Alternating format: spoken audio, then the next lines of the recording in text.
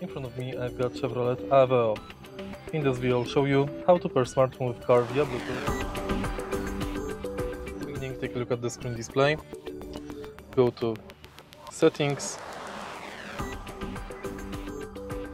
Connection, Bluetooth, Pair device,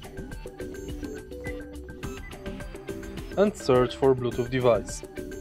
Now, on your smartphone, go to Bluetooth settings.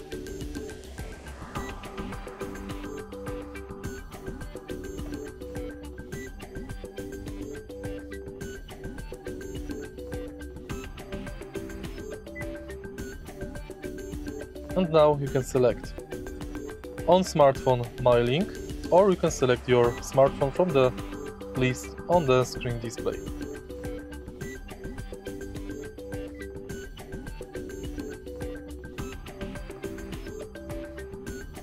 Confirm both on smartphone and on screen.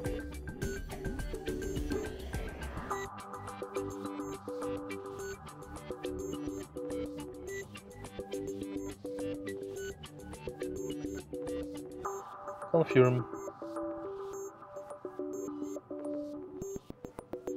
And it's done.